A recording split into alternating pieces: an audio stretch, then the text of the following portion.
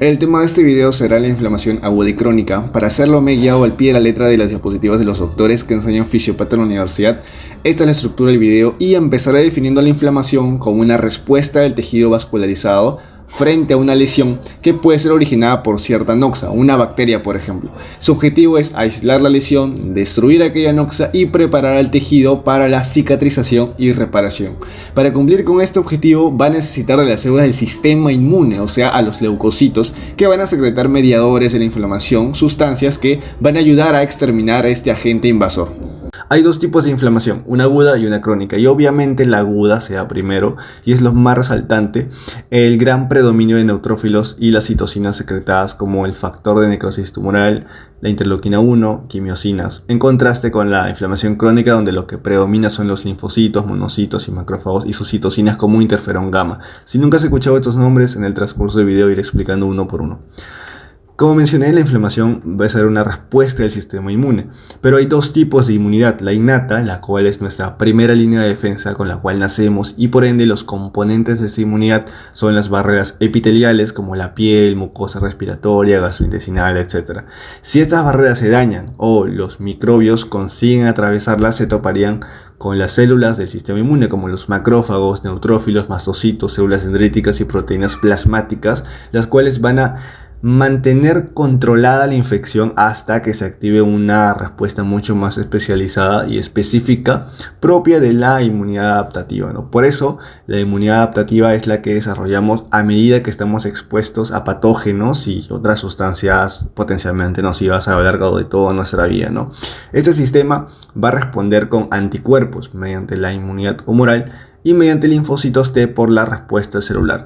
Mientras que las dos principales respuestas de la inmunidad innata serán la defensa antivírica y la inflamación. Esta inflamación va a tener una serie de pasos secuenciales, los cuales el doctor Castillo, el docente de nuestra universidad, los organiza de esta manera. Y lo que yo he hecho es modificarlo un poquito nomás y va a haber estos pasos, ¿no? 1. Ingreso de noxa al organismo. 2. Encuentro de noxa con el macrófago y su reconocimiento. 3. Activación del macrófago y este macrófago toma alguna de las tres vías, la vía clásica, la alternativa o la de inmunidad adaptativa. 4. En caso tome la vía clásica, que es la que nos vamos a explayar, va a producir ciertas citoquinas que activarán sistemas y células que darán paso a 6. Un proceso inflamatorio propiamente dicho con su fase vascular y la fase celular, los cuales se van a expresar con ciertos signos clínicos. Ahora, lo primero que va a ocurrir es el ingreso de una noxa al organismo. La definición de noxa es factores o elementos del medio exterior o incluso del propio organismo cuya presencia va a alterar la homeostasis y muy probablemente causar una enfermedad. Las noxas exógenas se pueden subdividir en biológicas como bacterias, virus, parásitos, físicas como traumas, quemaduras y cuerpos extraños como los hilos de sutura, sílice, etc. Esas noxas exógenas siempre tienen que atravesar las barreras mucocutáneas que son la primera línea de defensa, como dijimos. Por ejemplo, un accidente de tránsito, te cortas la piel e ingresan las bacterias por esa herida, ¿no? Estas barreras también se pueden dividir en físicas, químicas y biológicas. Las físicas serían el epitelio, como la piel, el epitelio respiratorio, que es pseudoestratificado cilíndrico ciliado, y estos cilios junto con el moco empujan a las bacterias y evitan que así ingrese al organismo por la vía aérea, ¿no? De igual manera, una bacteria puede ingresar cuando comes e irse al epitelio gastrointestinal, donde el ácido gástrico la va a degradar. Si el microorganismo no aguanta un pH tan bajo, va a morir. Y también entrará en contacto con enzimas proteolíticas que le intentarán destruir. También, si una bacteria llega al intestino, va a necesitar nutrientes para sobrevivir, los cuales cogerá del medio intestinal. Sin embargo, estos nutrientes también los necesita nuestra flora bacteriana normal, la cual siempre se encuentra ahí presente. Por lo tanto, la bacteria que acaba de entrar, la bacteria externa, deberá competir por estos nutrientes contra nuestra flora bacteriana normal, etcétera, etcétera, etcétera. Entonces, las noxas pueden ser exógenas y también endógenas.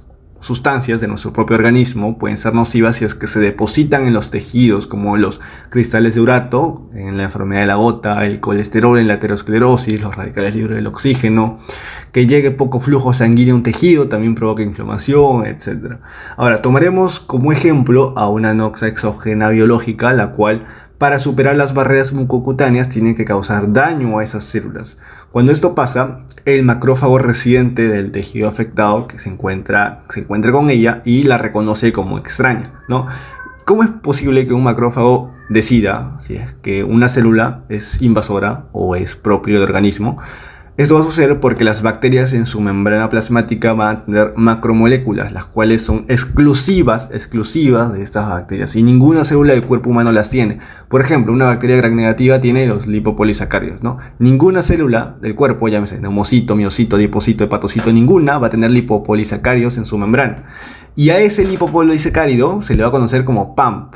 ¿Ya? Patrones moleculares asociados a patógenos. Estos PAMPs van a ser reconocidos por los receptores del macrófago llamados PPR o patrones de reconocimiento del patógeno. Su nombre es en inglés, pero ya en español. Y al mismo tiempo la bacteria, para atravesar las barreras epiteliales, ha tenido que matar células a su paso, ¿no? Para entrar. Cuando estas células mueren, van a expulsar su contenido como ATP de las mitocondrias dañadas, ácido úrico por degradación del ADN, etc. Y todas esas moléculas que bota, el ATP, el ácido úrico, se van a llamar DAMPs, patrones moleculares asociados a daño.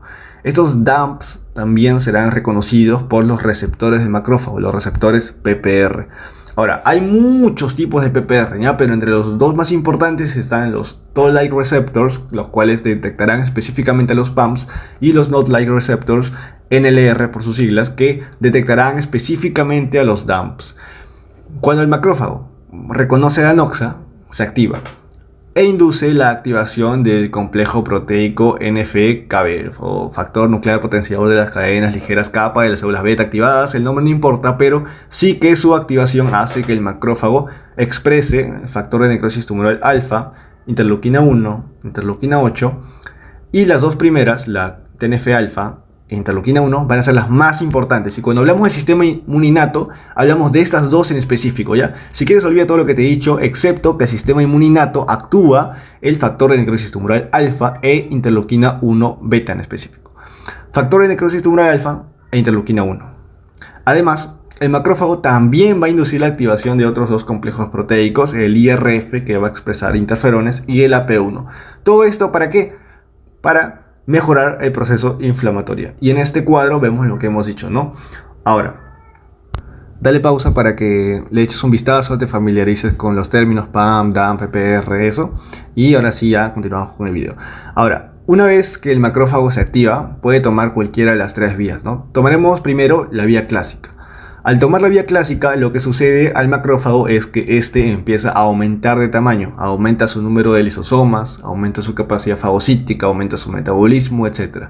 Y al mismo tiempo, el macrófago ya estaba preparado para esta situación, ¿no? Para esto fue concebido, una situación en la cual iba a ser atacado por una bacteria. Por eso, él ya tenía preformados ciertos mediadores de la inflamación como la histamina y la serotonina. Por otro lado, también empieza a sintetizar de nuevo otros mediadores como las citoquinas, interleuquina 1 beta, factor de necrosis tumoral alfa, que era el paso número 4 de la inflamación, producción de citoquinas. También secreta prostaglandinas, leucotrienos, factor activador de plaquetas, etcétera, etcétera, etcétera. Las prostaglandinas y las histaminas tendrán un efecto vasodilatador que van a aumentar la permeabilidad capilar de los vasos sanguíneos, componentes principales de la inflamación aguda. No te olvides ese dato: vasodilatación y aumento de la permeabilidad capilar, componentes principales de la inflamación aguda. Por otro lado, recuerda que la célula tuvo que atravesar las barreras epiteliales y destruir cuantas células se le ponía enfrente. En eso ha destruido membranas lipídicas. Y recuerda que cuando esto sucede, se activa la fosfolipasa 2, que empieza el metabolismo del ácido araquidónico, que tendrá como resultado final leucotrienos y más prostaglandinas, las cuales ejercen la misma función de vasodilatar y aumentar la permeabilidad capilar. Este aumento de la permeabilidad capilar permite que ciertas proteínas plasmáticas, como la del complemento y el factor 12 de Hagemann, que siempre se encuentran ahí en la sangre, se activen y salgan hacia el foco de la lesión. Por eso el quinto paso se llama activación de sistemas y células, porque vamos a activar el sistema de complemento. ¿Exactamente cómo? ¿Cómo es que activamos esto? Bueno, este factor 12 de Hagemann va a ser importantísimo en plasma. Siempre se va a encontrar inactivo en plasma, ¿ya?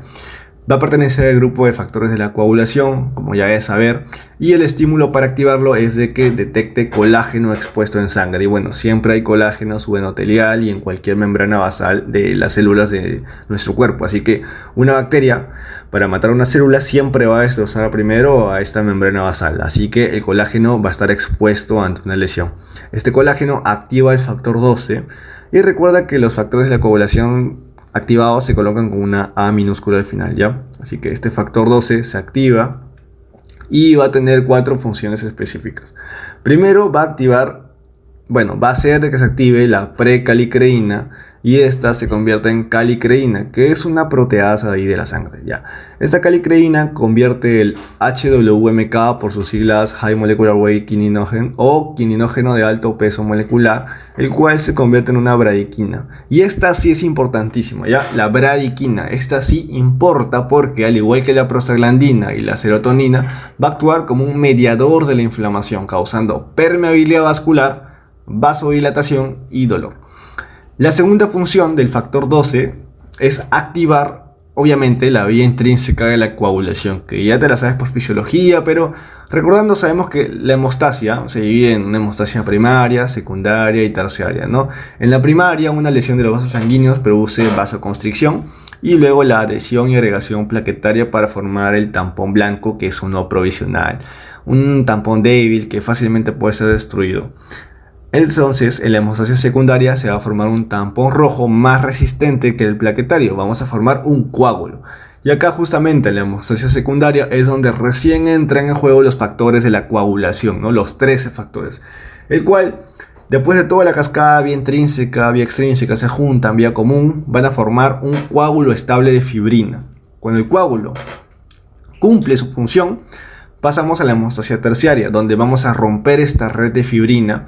Y por eso este proceso se llama fibrinólisis, romper la red de fibrina, fibrinólisis. ¿Y quién se va a encargar de esto? La plasmina, la cual primero se encontraba inactiva, pero gracias a ciertos estímulos, que vamos a ver cuáles son, la plasmina se activa y se destruye, y destruye el colágeno de la fibrina, culminando así la hemostasia. Ahora, el factor 2 activado es el que inicia la vía intrínseca de la coagulación, ¿no? Para formar la red de fibrina, la cual...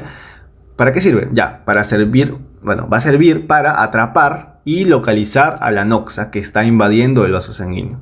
La tercera función de este factor 12 de Hagemann es activar el plasminógeno en plasmina, convertir el plasminógeno en plasmina, la cual ya dijimos que va a destruir el coágulo de fibrina una vez que éste haya cumplido con su función.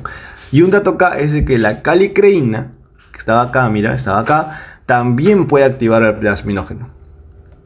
Y como cuarta función, un poco indirecta, se podría decir, la plasmina, activada gracias al factor 12 de Hagemann, va a activar el sistema de complemento. Ya sabemos las proteínas, ¿no? La C3, C5 ya. Entonces, en una imagen panorámica lo veríamos así, ¿no? El macrófago activado secreta mediadores de la inflamación, algunas preformadas como la histamina y otras de novo como citoquinas, prostaglandinas, etc. La prostaglandina y la histamina generan vasodilatación y aumento de la permeabilidad capilar. Las prostaglandinas del metabolismo del ácido araquidónico por la membrana lipídica destruida por la bacteria también genera vasodilatación y aumento de la permeabilidad capilar. Y la bradiquina, activada por el factor 12 de Hagemann, también genera vasodilatación y permeabilidad capilar, que permite ya la salida de las proteínas plasmáticas hacia el foco de lesión, iniciando el proceso inflamatorio propiamente dicho, ¿no? El cual tiene dos fases, vascular y celular, y debe ser el que siempre se ha escuchado, ¿no? Fase vascular, fase celular, ya. Y justamente la fase vascular es la que consta de dos componentes, la vasodilatación y el aumento de la permeabilidad capilar. Pero antes de profundizar en estas fases, hay que también definir a las citoquinas, ¿no? Que a estas alturas se está preguntando ya qué son y por qué tanto se mencionan citoquinas ya. Las citoquinas no son más que proteínas que regulan la función de otras células. Así como hay proteínas de defensa como anticuerpos, proteínas estructurales, canales iónicos, proteínas de transporte como la hemoglobina, también hay proteínas reguladoras como estas. Estas proteínas serán producidas por macrófagos tisulares y células dendríticas, aunque también puede ser sintetizada por mastocitos, células endoteliales epiteliales, etc. Van a ser parácrinas, o sea, van a actuar cercanas a la célula que las ha originado. Aunque si la situación lo requiere, puede viajar más distancias, ¿no? Y la mayoría de citoquinas tienen acciones similares. Esto sí es importante, porque, por ejemplo, el factor de necrosis tumoral alfa va a cumplir casi las mismas funciones que la interleuquina 1. ¿Esto qué significa? Que ambas se van a complementar y así amplificar la señal inflamatoria. Dentro de las funciones van a inducir la inflamación, van a proliferar y diferenciar las células, va a haber quimiotaxis, que significa atracción de los leucocitos al sitio de la lesión, secreción de inmunoglobulinas e inhibición de la replicación vírica. La primera citoquina, el factor de necrosis tumoral alfa. Esta debe su nombre debido a que cuando se la identificó se pensó que causaba la necrosis de los tumores. Y hay dos tipos, alfa y beta. El alfa es el más importante por ser mediador de la respuesta inflamatoria frente a bacterias y microbios. Como vimos, el macrófago, al ser activado, induce la activación del complejo proteíco NF-κB, que va a sintetizar factor de necrosis tumoral alfa, y sus funciones van a ser de activar el endotelio, activar a los leucocitos, o sea, aumentar la respuesta de neutrófilos a otros estímulos y de esta manera estimular la capacidad bactericida, o sea, que mate más rápido a las bacterias. Ya. Síntesis de proteínas de fase aguda y catabolismo del músculo y la grasa, algo llamado caquexia. Por eso, cuando hay concentración elevadas de factor de necrosis tumoral alfa, como en el cáncer, por ejemplo, hay pérdida de peso, ¿no? Porque una de estas funciones del factor de necrosis tumoral alfa es el catabolismo del músculo y la grasa. Y un dato de relevancia clínica es de que los antagonistas, o sea, los fármacos que se opongan a la función del factor necrosis tumoral alfa van a ser eficaces en las enfermedades inflamatorias crónicas, ¿no? Por ejemplo, la artritis reumatoide. Otra citoquina de interés es la interleuquina 1, que también es un mediador de la inflamación aguda y sus acciones son muy similares a la necrosis tumoral alfa, ¿no? Al factor de necrosis tumoral alfa. También hay dos tipos de interleuquina, ¿no? 1 alfa e interleuquina 1 beta, siendo esta vez la beta la más importante, ¿ya? Y otra citoquina son los interferones. Hay tres tipos de interferones importantes, alfa, beta y gamma. Y estas se expresan al igual que el factor de necrosis tumoral alfa e interleuquina, pero por un complejo proteico distinto y también por un estímulo distinto. El estímulo para que se secreten interferones van a ser los virus, ya no van a ser bacterias, las cuales bacterias lipopolisacáridos, ya no. Esta vez van a ser virus, los cuales al infectar a la célula va a hacer que éstas secreten interferones alfa y beta, ya, los cuales avisan a otras células sobre el virus para que se preparen, ¿no? Ojo, acá puede ser cualquier célula del cuerpo humano infectada por un virus. Entonces, estas células transcriben proteínas quinasas R, las cuales se encargan de la defensa antivírica, ¿no? Todas las células del cuerpo, repito, pueden sintetizar la interferón alfa y beta. Pero el macrófago también puede secretar, obviamente, alfa y beta, pero va a secretar interferón gamma, el cual dará señal a los linfocitos NK, a los natural killer, que van a eliminar a las células infectadas por el virus. Además, van a proliferar mayor cantidad de macrófagos, es otra función, y hará que estos expresen el complejo mayor de histocompatibilidad en su membrana. ¿Qué es este complejo? Te voy adelantando porque igual lo vamos a ver más adelante. Es básicamente el macrófago agarra la bacteria, la degrada, y una partecita la pone ahí afuera de su membrana y le dice a los linfocitos: oye, nos están atacando, por favor, mira, acá está la bacteria, su cadáver, haz algo, ya. Y ahora sí, bien definidas las citoquinas, podemos ver el proceso inflamatorio propiamente dicho, que tiene, como dijimos, dos fases, ¿no? La fase vascular y la fase celular. Se llama vascular porque los cambios principales se van a dar en los vasos sanguíneos, en los cuales hay vasodilatación y aumento de la permeabilidad capilar, lo que generará salida de proteínas y líquido al espacio intersticial, causando edema. Y además, este desplazamiento de líquido va a generar una éstasis sanguínea que va a ayudar a limitar la diseminación de microorganismos infecciosos, ¿no? O sea, la sangre se queda ahí estancada. A esta le sigue la fase celular, en la cual se reclutan leucocitos, específicamente polimorfonucleares, neutrófilos, hacia el sitio de lesión para que estos destruyan a los microbios. Y esta se va a dividir en 5 etapas: marginación, rodamiento, adhesión firme y migración o diapédesis. Y a estas 4 se les denomina extravasación leucocitaria. Y la última de activación y fagocitosis, que es la activación leucocitaria. Extravasación, activación.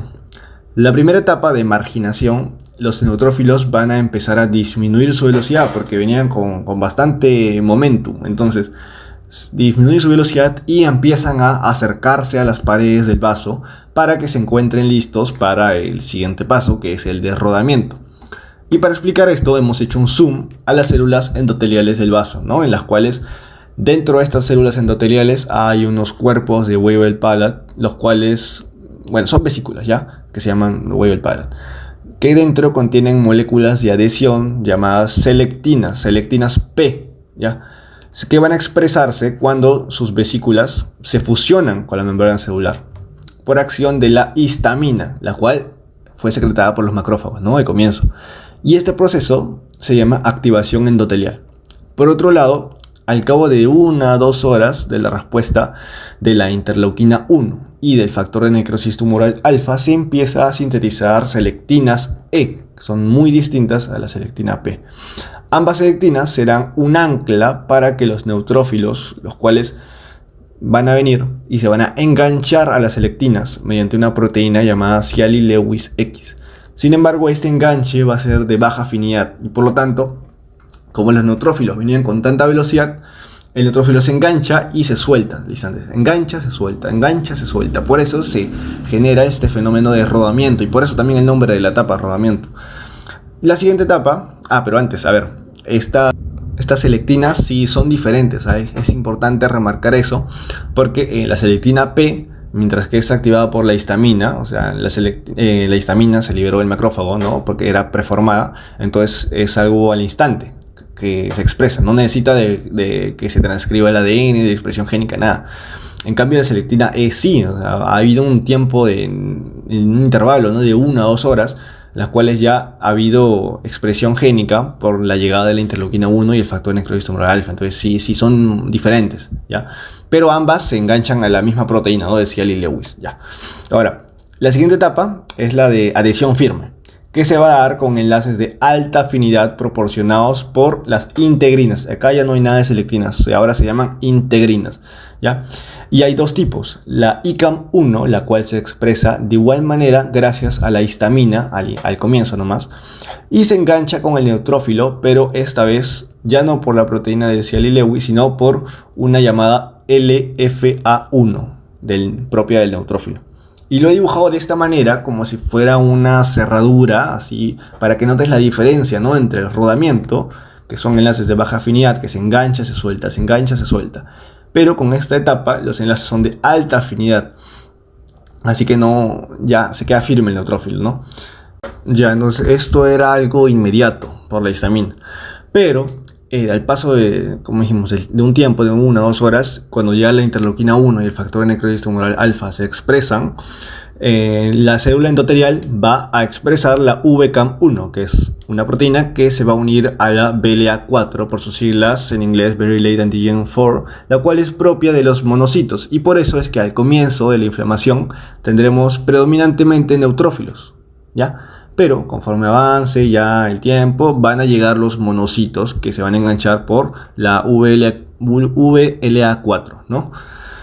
Al comienzo neutrófilos, ¿no? Por su LFA1 y de luego monocitos por la BLA4. En conclusión, en la etapa de adhesión firme se van a expresar dos integrinas, ¿no? ICAM1 sin necesidad de expresión génica, que se une al LFA1 de los neutrófilos, y la integrina VCAM1 que requiere de expresión génica gracias a las citoquinas que se une a la BLA4 propia de los monocitos, siendo estos enlaces de alta afinidad para que ya no se desenganchen. Y por último, de la etapa de la migración o diapédesis, en la cual el miotrófilo va a pasar de la luz del vaso sanguíneo hacia el foco de adhesión. ¿Cómo va a hacer esto? Bueno, tiene que romper, separar ese espacio, esas uniones intercelulares de las células endoteliales. Por lo tanto, va a haber una ruptura transitoria del complejo B-caderina de la unión adherente. Y luego de que rompa transitoriamente esa unión intercelular, va a secretar colagenasa para atravesar la membrana basal, ¿no? Porque sabemos que todas las membranas basales tienen colágeno y bueno, secretan colagenasa para pasar. Ahora, una vez que ya salió el vaso sanguíneo, ¿cómo es que los leucocitos, o sea, los neutrófilos, saben hacia dónde dirigirse? Saben dirigirse porque hay unas proteínas, que son las proteínas de complemento, hay unas quimiotaxinas o llamadas también anafilatoxinas, las cuales van a cumplir la función de atraer a los leucocitos hacia este sitio de lesión, ¿no? Y además también las bacterias para ese momento ya se encuentran opsonizadas porque el sistema de complemento ya ha actuado. El sistema de complemento ha soltado las proteínas C3b y C5b, las cuales opsonizan, o sea, marcan. La palabra opsonizar significa marcar ya a las bacterias para que estos neutrófilos lleguen y ya pues cumplan su función de fagocitarlas, ¿no? Y esa es la última parte, ¿no? La activación. Se activa el neutrófilo o el leucocito en cuestión y fagocita a la bacteria para eliminarla completamente del organismo, ¿no? Si lo vemos de manera general, vamos a ver así, ¿no? Las fases celulares de la inflamación consta de 5 partes: la marginación, rodamiento, adhesión firme, migración de pesis y la activación y fagocitosis del microbio. Y a pesar de que lo he mencionado súper rápido, o sea, he dicho de que el macrófago en cuestión o el neutrófilo agarra la bacteria, la fagocita y la destruye, esto en realidad es todo un proceso grande, ¿no? Y va a depender, o sea, el macrófago o el neutrófilo lo que hace es fagocita a la bacteria, y dependiendo del tipo de leucocito que sea, o macrófago, o neutrófilo, o célula dendrítica, que es una célula presentadora de antígeno profesional, que más vamos adelante vamos a ver, va a tomar ciertas medidas frente a esta bacteria, no va a ser la misma, ¿ya? Por ejemplo, el macrófago, y también en parte el neutrófilo, pero eso es como que característico del macrófago, una vez que fagocita la bacteria, la fagocita y forma un fagosoma, ¿no?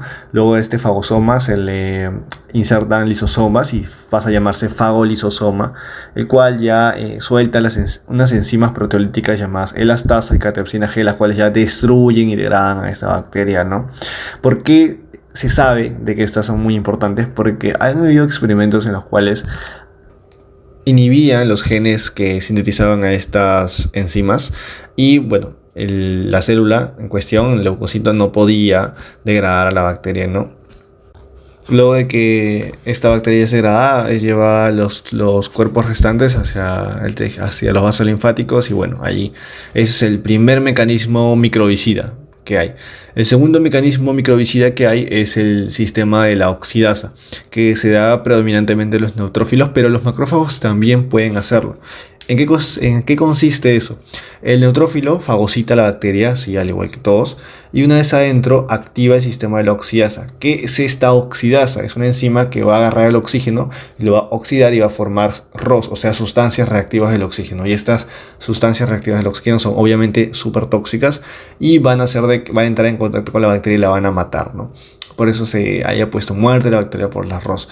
A este proceso en el cual el oxígeno pasa a formar sustancia reactiva del oxígeno, lo que se conoce como estallido respiratorio. Y hay enfermedades como la granulomatosa crónica, en la cual hay una deficiencia hereditaria de componentes de la oxidasa, ¿no? Y se ve que los macrófagos o los leucocitos que no tienen esta oxidasa van a tener también afectada su capacidad de matar bacterias, al igual que pasa con la elastasa y la catepsina G, ¿no?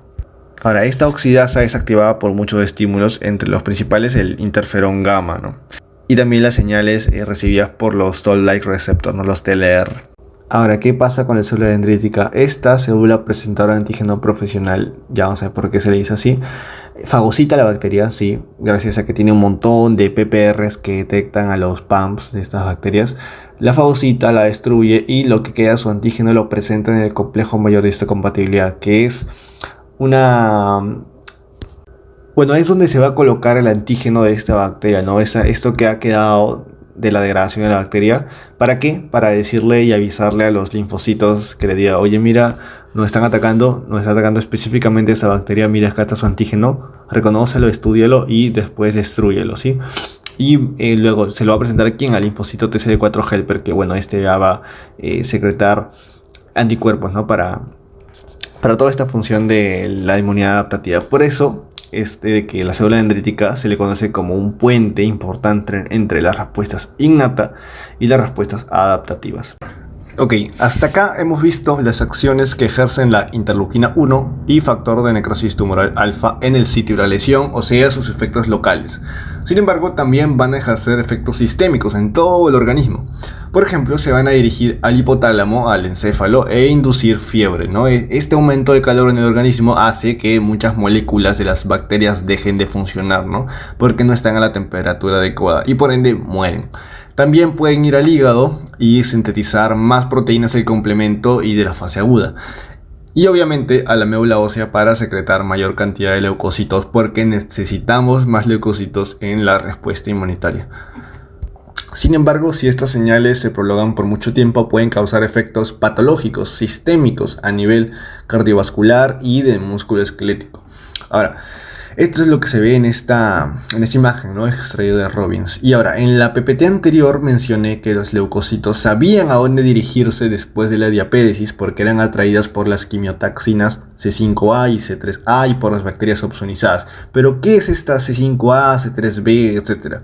Estas son parte del sistema de complemento, que son proteínas plasmáticas que funcionan en defensa del huésped contra los microbios y en reacciones inflamatorias patológicas. Pero, ¿por qué el nombre de complemento?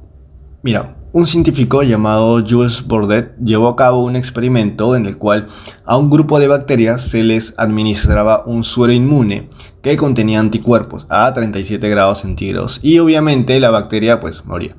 Pero cuando a este suero lo calentaba hasta 56 grados, no había lisis de la bacteria.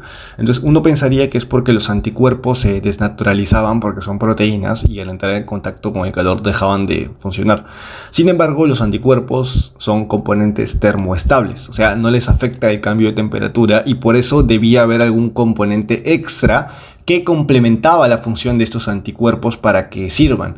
Y este componente extra debía ser termolábil, que al entrar en contacto con el calor perdía su función. Y ese componente extra se le llamó complemento.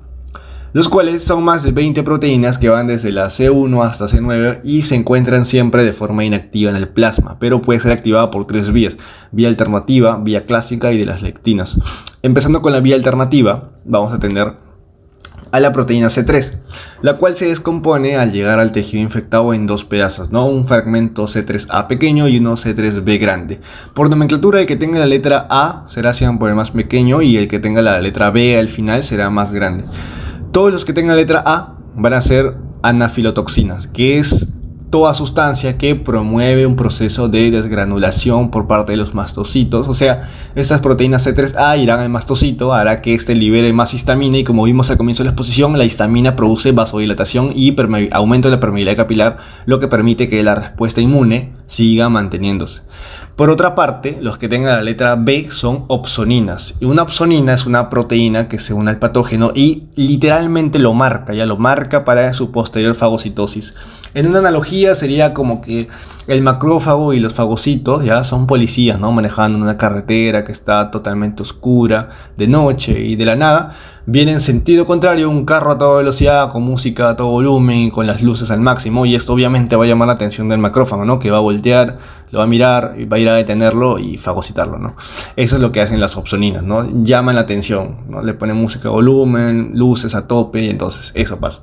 Y una vez dicho esto, vemos a la vía, ya. El pedazo C3B se va a unir a la membrana de la bacteria que está opsonizada y se le va a unir a un factor, a este se le va a unir un factor B, el cual se le une otro factor D que lo convierte en una proteína con el nombre BB.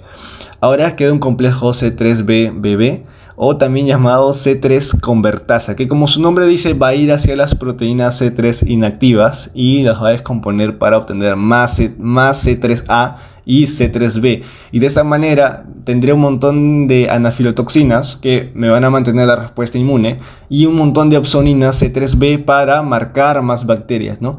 Y a este complejo C3BB también se le puede unir otro pedazo grande de C3B y así formar un segundo complejo C3B, BB, C3B o C5 convertasa, que hace lo mismo, ya convierte la proteína C5 en dos pedazos, uno pequeño C5A que va a cumplir una función de anafilotoxina para mantener la respuesta inmune y un pedazo grande C5B que será una opsonina. Sin embargo, esta C5B también puede unirse a otras proteínas, ¿no? A la C6, C7, C8 y C9.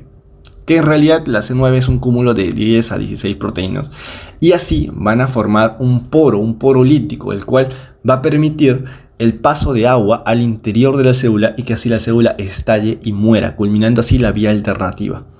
La siguiente vía es la vía clásica. Lo que varía acá es la forma en la cual es activada, ¿ya?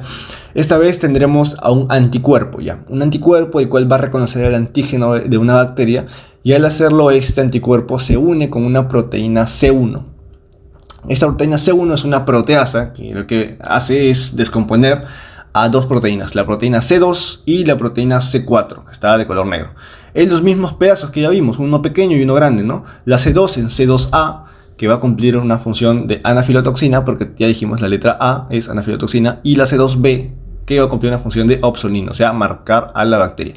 La C4 en C4A, que cumplirá anafilotoxina, y la C4B, opsonina. Sin embargo, la C2B y la C4B se pueden pegar en la membrana para formar el complejo C2B, C4B o C3 convertasa. Y si te das cuenta, es diferente estructura, pero cumplirá la misma función de descomponer a la proteína C3 en sus dos fragmentos, ¿no?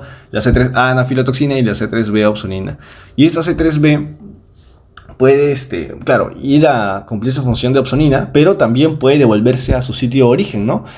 Y, por decir de alguna manera, formar el segundo complejo, el C2B, C4B, C3B o C5 convertasa, que descompondrá a la C5 en C5A, ya sabes, anafilotoxina, C5B, opsonina. Y la C5B, ya sabemos, se podrá unir a la proteína C6, C7, C8, C9 y de nuevo formar el porolítico, también llamado complejo MAC por sus siglas en inglés, Membrane Attack Complex, o complejo de ataque a la membrana, porque se pega a esta y permite el ingreso de agua para que la célula estalle y muera, o sea, la ataca. Y por último, la vía de las lectinas. Y para esto debemos entender un concepto previo, que es que las bacterias tienen en su membrana lipídica glucoproteínas y glucolípidos como manosa y fucosa.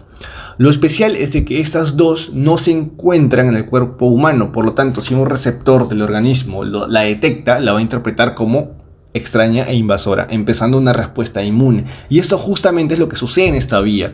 Habrá una lectina, que es una proteína que tiene la capacidad de reconocer a un carbohidrato, como es la manosa o fucosa, como su ligando, o sea, al que se va a unir, ¿no?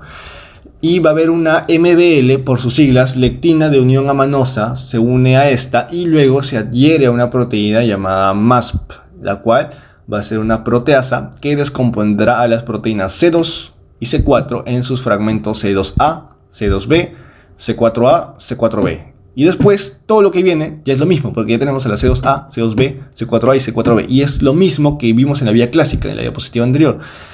Es decir, la proteína MASP activada va a actuar como si fuese la C1, ¿ya? Todo para terminar formando el complejo de ataque a la membrana MAC y así matar a la célula. En resumen, como menciona este esquema de Robbins, las tres vías tienen distintas formas de ser activadas, ¿no? Pero el eje central es la proteólisis de la proteína C3 para generar anafilotoxinas como C5A, C3A, que mantienen la respuesta inmune, vasodilatando, reclutando y activando más leucocitos. Las opsoninas para marcar bacterias y fagocitarlas, y formando complejos de ataque a la membrana para destruir a la bacteria, ¿no? Y por último, a ver, ¿qué signos clínicos manifiestan la inflamación? Como dijimos, las prostaglandinas, histaminas, bradiquinas, todos los mediadores generan vasodilatación, lo que genera una acumulación de más sangre de lo normal en el lugar de la infección. Y como la sangre está a 37 grados, entonces esta zona va a estar más calurosa, ¿no? Y como la sangre es roja, se pone eritematosa. Ahí están, dos signos de inflamación: eritema y calor. La permeabilidad capilar permite la salida de líquido intersticial y también de neutrófilos hacia el foco de la lesión, generando un edema exudativo. Y ahí tendríamos la tetrada de la inflamación o el Celsius, ¿no? Dolor, calor, eritema y edema. Y también se ha agregado un quinto signo, que es el de Virchow, que dice que si se prolonga por demasiado tiempo esta inflamación, va a causar una disminución de la función del órgano que está inflamado. Ahora, algo importante a saber es que, como dijimos, los neutrófilos van a ser los predominantes al inicio de la inflamación aguda, ¿no? Sin embargo, puede que sea el caso que los monocitos sean los primeros en ser reclutados, y esto ya va a depender del tipo de citoquina que produzca el tejido que ha sido lesionado. Si produce una CXL8, van a venir neutrófilos primero, y si la célula dañada produce CCL2, los monocitos serán los primeros en venir. Obviamente, lo default y lo normal es que la CXL8 se exprese primero, y por eso los neutrófilos siempre llegan antes, ¿no? Y hay algo conocido como reactantes de fase aguda, que no son más que proteínas cuya concentración aumenta en estados proinflamatorios, y son muy importantes porque su determinación va a ayudar a definir si es que, o sea, cómo está llevándose a cabo este proceso inflamatorio, ¿no? Si hay o si ya va disminuyendo, así, ¿no? Tanto la inflamación aguda como la crónica provocan la liberación de citoquinas que habíamos visto, ¿no? Interleuquina 6, factor ecosistema alfa, interleuquina 1, y el hígado va a responder a esto produciendo los reactantes de la fase aguda. La más importante va a ser la proteína C reactiva, por sus siglas PCR. Esta proteína constituye el marcador de inflamación por excelencia, es el más importante, la PCR, además de otros como la amiloide sérica A y el fibrinógeno. Y la tablita de Robbins con los medidores de inflamación que ya mencioné hace un momento, ¿no? Es ahí, solamente un repaso. Todas las PPTs que he mostrado hasta ahora, todas son partes de la vía clásica de un macrófago proinflamatorio, ¿no? Sin embargo, la inflamación, como dijimos, también podría tomar otra vía, ¿no? La vía alternativa, en la cual también participa el macrófago como principal agente, pero este es otro tipo de macrófago, el cual tiene acciones completamente opuestas al primer macrófago que mostramos, el macrófago M1. Mientras que el M1 tiene acciones proinflamatorias mediante interleuquinas 1, factor de necrosis tumoral alfa, y acciones microbicidas mediante las sustancias reactivas del oxígeno, enzimas lisosomales, el M2, el macrófago de tipo 2, es antiinflamatorio y se encarga de reparar el tejido que está siendo dañado mediante factores de crecimiento. Factores de crecimiento, como el TGF-beta, factor de crecimiento derivado de plaquetas, BGF, FGF, etcétera. Pero ¿qué es un factor de crecimiento? ¿Qué son todos estos nombres? Ya bueno, estas son proteínas plasmáticas señalizadoras, ¿ya? Lo que hace es que una célula que se encuentra en un estado de quiescencia celular, o sea, la fase G0 del ciclo celular que ya todos conocemos, estos factores van a hacer que abandone ese estado de G0 e ingrese de nuevo al ciclo celular a la fase G1 para hacer mitosis. Y las características de esta fase G1 ya la saben, ¿no? El crecimiento celular, la síntesis de proteínas, etc.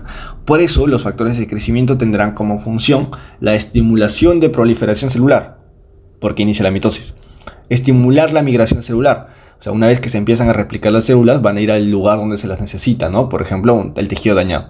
Diferenciación celular.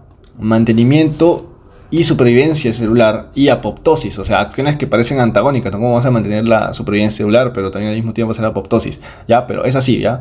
Puede cumplir ambas funciones dependiendo de qué es lo que necesite en ese momento el cuerpo, ¿no? El organismo. Y hay un montón de factores de crecimiento. Mira, el factor de crecimiento transformante beta, factor de crecimiento endotelial vascular, factor de crecimiento derivado de plaquetas, factor de crecimiento de fibroblastos, etcétera, etcétera, etcétera. Pero acá en el ejemplo tomé el factor de crecimiento transformante beta, el TGF-beta, y mira cómo de la célula que estaba descansando en G0 la despierta y la mete a G1. Y ahora la célula está activada ahí. Y el macrófago tipo 2 de la vía alternativa justamente va a usar a estos factores. En un orden secuencial, primero usaría el factor de crecimiento endotelial vascular. Mira su nombre. Factor de crecimiento endotelial vascular. ¿Qué crees que va a hacer? Va a hacer que las células endoteliales de los vasos sanguíneos crezcan, ¿sí o no? Ya. Las células endoteliales van a migrar al lugar donde fue dañado para que creen nuevos vasos, nuevos vasos sanguíneos. Y este proceso se va a conocer como angiogénesis. Luego, cuando ya se crearon los vasos, ya entran en juego los TGF-beta y las PDGF para estabilizar los vasos sanguíneos. Y al mismo tiempo ya hacer de que se deje de secretar el primero, el BEGF, o sea, el factor de crecimiento endotelial vascular, porque ya creció el nuevo vaso, no necesito que crezca más. Y ahora empieza la proliferación de fibroblastos, que son células que sintetizan colágeno y fibronectina para crear la matriz extracelular, ¿no? Y al mismo tiempo este TGF-beta va a inhibir a las metaloproteinasas, que son enzimas que están por ahí degradando la matriz extracelular, porque sería ilógico que si yo quiero crear nueva matriz, ¿no? Crear más colágeno, ahí sería ilógico que haya algo que me lo esté destruyendo, ¿no? Por eso la inhibo cuando quiero reparar esta zona de la lesión.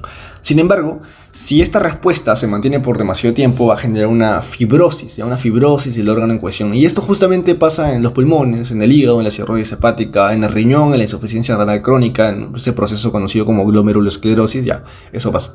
Y justamente todo eso es lo que quiere explicar esta imagen típica del libro, ¿no? Ahí está.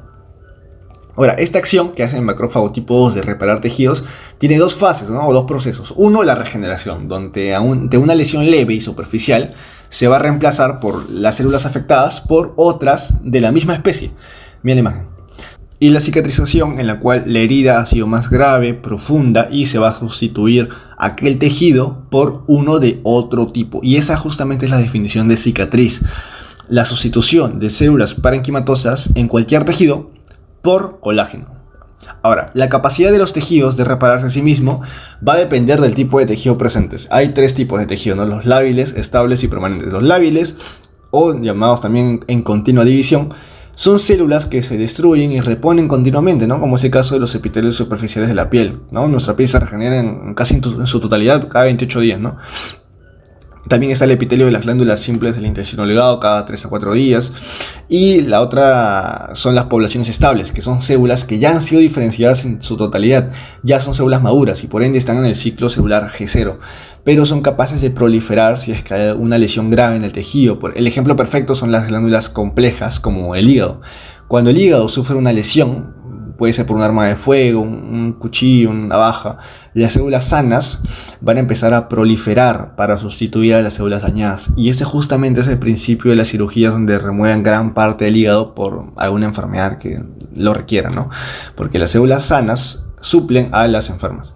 Y los tejidos permanentes, estas células ya están diferenciadas terminalmente ya, y no son proliferativas en la vida postnatal. O sea, ya no pueden hacer mitosis y por lo tanto sus lesiones siempre van a ser irreversibles, siempre van a formar una cicatriz, como son las neuronas o los miocardiocitos, ¿no? Mira ahí cómo es que el corazón ahí está una parte negra porque ha sufrido, ¿no? Ahora, este gráfico de acá lo he sacado de Villamedic y está buenazo y básicamente nos dice que la cicatrización también tiene sus fases, ¿no? Consta de 3 fases, una inflamatoria, proliferativa y remodelación. Y también hay subfases, ¿no? Hay células que actúan en cada una de estas, qué sucede en la matriz extracelular, qué sucede con los vasos sanguíneos, en cuánto tiempo demora, ¿no? Todo eso está acá. Lo que dice es de que ante una lesión, lo primero que sucede es un fenómeno netamente vascular de la hemostasia, donde hay vasoconstricción para evitar la pérdida de sangre, es muy corta, de 5 o 10 minutos, ¿no? Y recién después empieza la respuesta inflamatoria propiamente dicha que hemos estado hablando, ¿no? Primero que llegan los polimorfionucleares, ¿no? Los neutrófilos, como primera célula en aparecer. Luego, como vimos, los monocitos son reclutados para convertirse en macrófagos a las 6 horas aproximadamente, ¿no? Todas estas células son proinflamatorias, ¿no? Pero todavía no ha empezado el proceso de reparación de tejido. Esto recién comienza con los fibroblastos, en la siguiente fase, la proliferativa. Exactamente en la subfase de granulación, ¿no? Se forma un tejido de granulación.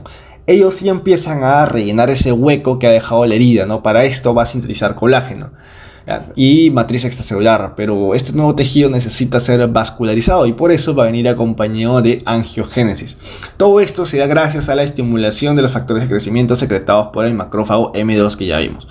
Luego viene una subfase de epitelización dada por los queratinocitos, los cuales en realidad desde las 6 horas ya están empezando a migrar ya desde los bordes de la herida, pero recién a los 5 días proliferan para cerrar esta herida por completo, ¿no? Y la parte final es la fibroplasia y la contracción de la herida dada por los miofibroblastos. Los miofibroblastos son fibroblastos, ¿no? pero con capacidad contráctil para cerrar la herida, ¿no?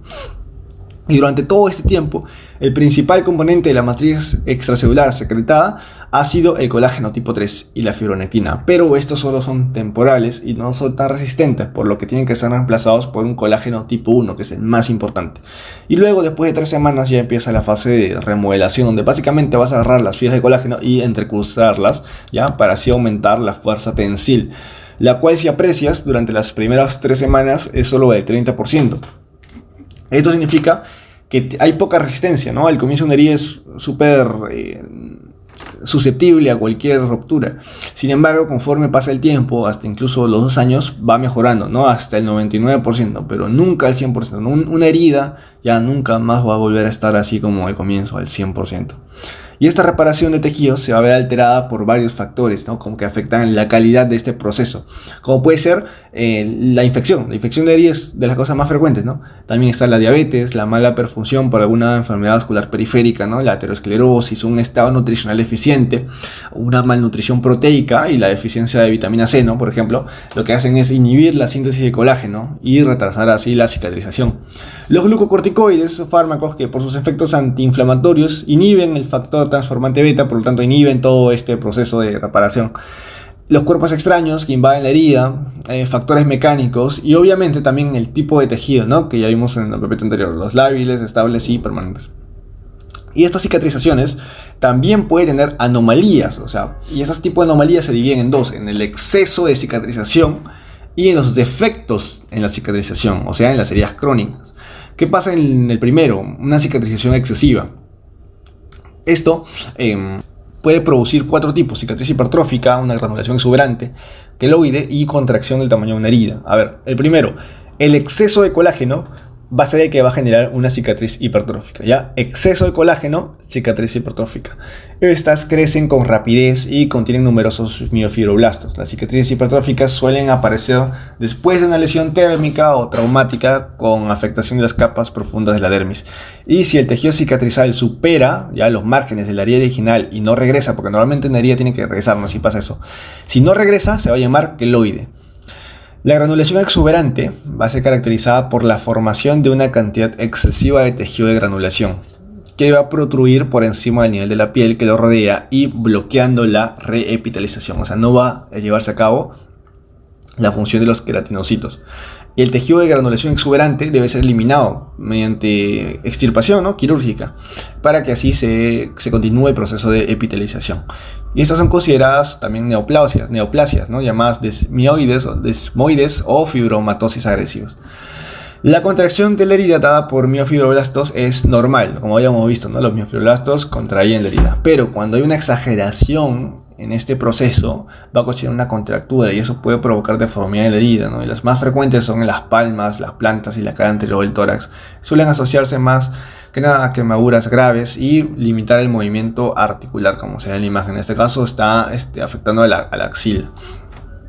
En cuanto al segundo tipo, los defectos en la cicatrización, vamos a tener a las úlceras venosas en las piernas, que aparecen mucho en personas con hipertensión venosa crónica y se puede relacionar con varices venosas graves o insuficiencia cardíaca congestiva. Úlceras arteriales, que aparecen en pacientes con aterosclerosis o diabetes, más que nada relacionada a la diabetes. Úlceras por presión en pacientes que permanecen mucho tiempo postrados e inmóviles, y estas lesiones se producen por presión mecánica del hueso con la piel. Hay una isquemia local. Úlceras diabéticas, que afectan a las extremidades inferiores y sobre todo en los pies, y obviamente úlcera diabética relacionada con la diabetes. También hay que reconocer los patrones morfológicos de la inflamación. Los patrones típicos son los que habíamos hablado, ¿no? La vasodilatación, acumulación de leucocitos y líquido extravascular, o sea, el edema. Sin embargo, hay patrones especiales que son importantes reconocerlos porque van a tener una causa en específico. Hay 4: inflamación serosa, fibrinosa, purulenta y las úlceras. La inflamación serosa se va a caracterizar por un exudado de líquido con bajo contenido de células. En esta inflamación no hay microbios, no hay leucocitos en el edema y por lo tanto no hay pus. Porque vamos a ver más adelante que la pus no es nada más que neutrófilos y células necróticas acumuladas. Y cuando estas acumulaciones líquidas suceden en cavidades como la pleura, el peritoneo, cavidad pericárdica, se van a conocer como derrames. En la inflamación fibrinosa va a haber un aumento de la permeabilidad vascular, pero este aumento ya es demasiado, hay demasiado aumento de la permeabilidad. Por lo tanto, el líquido y el edema salen con gran cantidad de fibrinógeno, una proteína que normalmente no saldría, ¿no? Pero como la permeabilidad es tanta, sale y se puede convertir en fibrina por la activación de la cascada de la coagulación.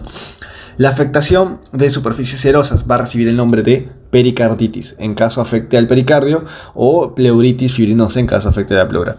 Lo normal es que los macrófagos eliminen a toda la fibrina, ¿no?, que ha salido. Sin embargo, en caso no se elimina, esta fibrina se acumula y estimula el desarrollo de fibroblastos. Y recuerda que los fibroblastos eran los principales estimuladores de la cicatriz. Por lo tanto, estos tejidos se fibrosan hasta el punto de obstruir el funcionamiento del órgano en cuestión.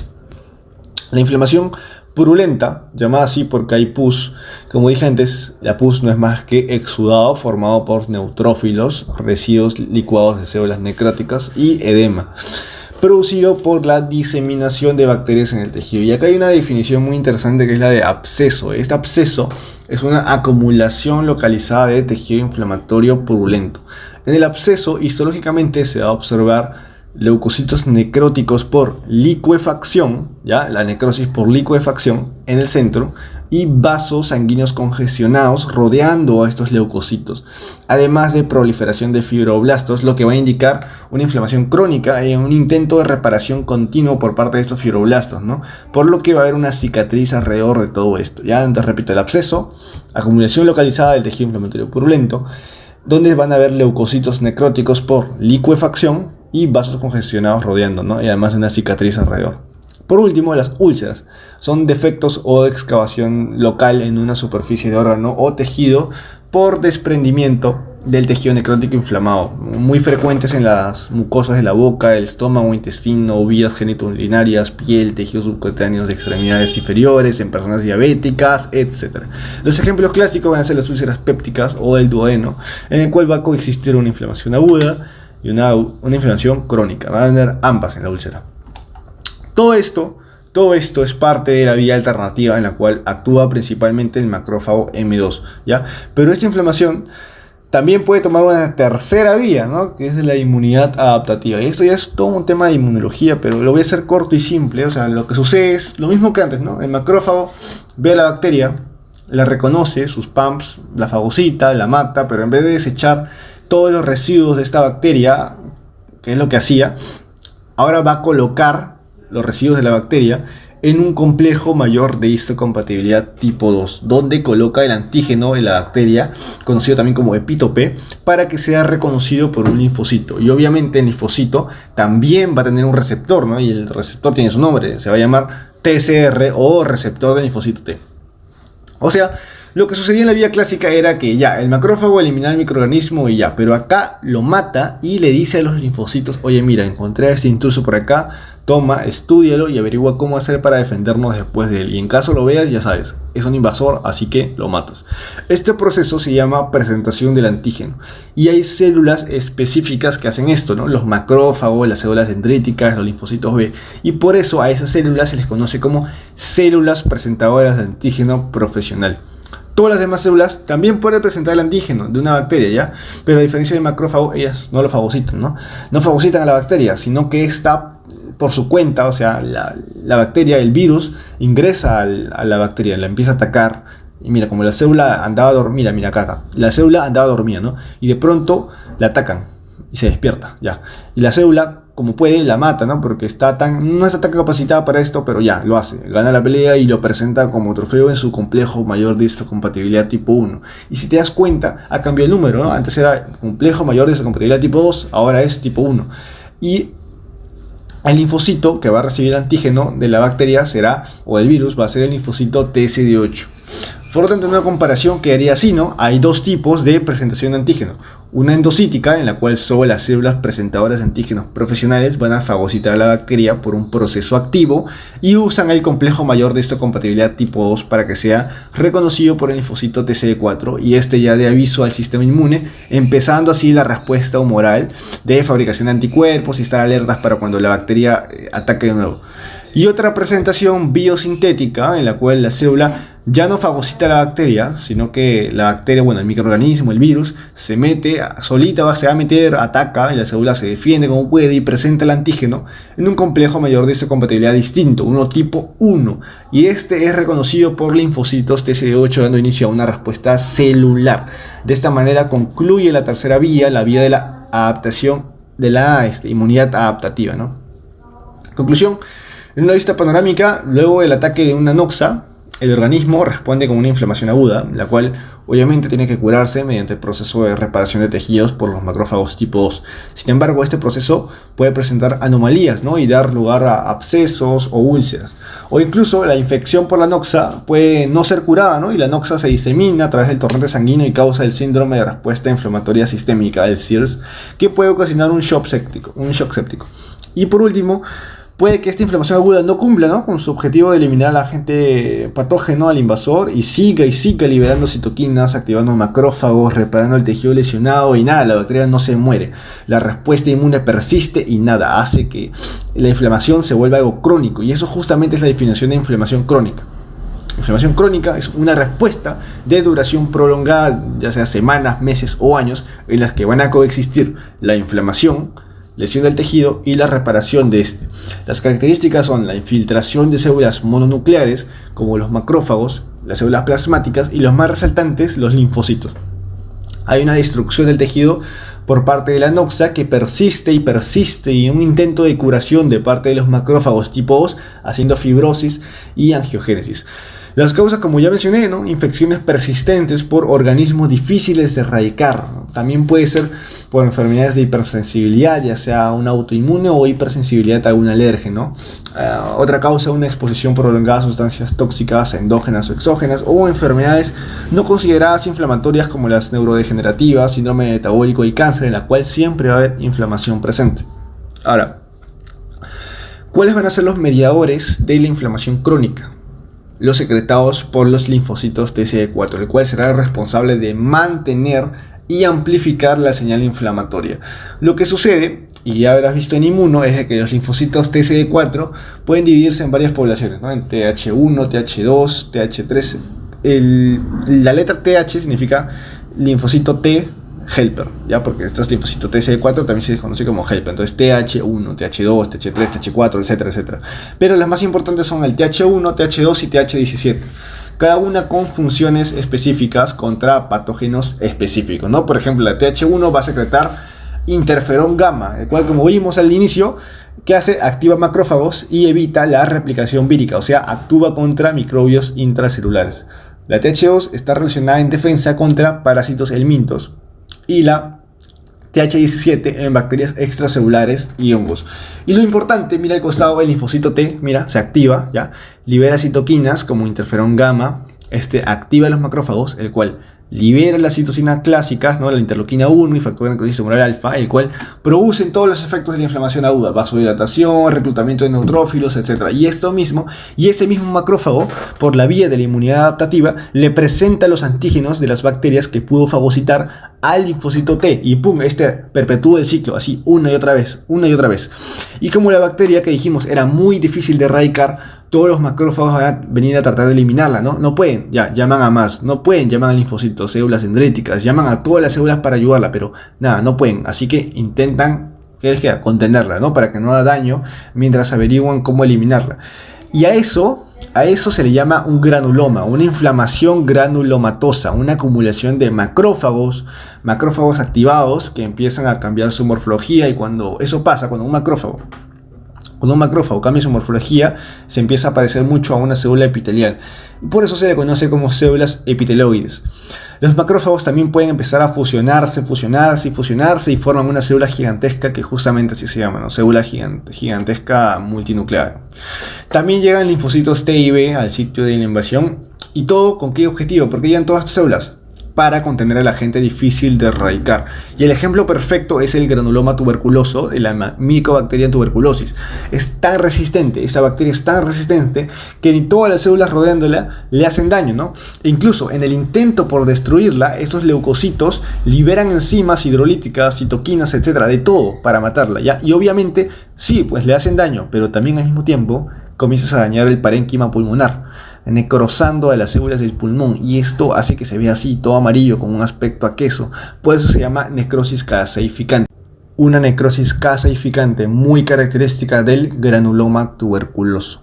Pero ¿por qué es tan importante conocer a esta inflamación granulomatosa? Porque son pocas las enfermedades que causan esto. Mira, acá una tabla de Robbins que coloca la tuberculosis, la lepra, sífilis, enfermedad por arañazo de gato, sarcoidosis, enfermedad de Crohn, son las que causan granulomas. Entonces, si yo en un corte histológico veo un granuloma, lo primero que voy a pensar es en descartar estas enfermedades, ¿no? En especial la de la tuberculosis.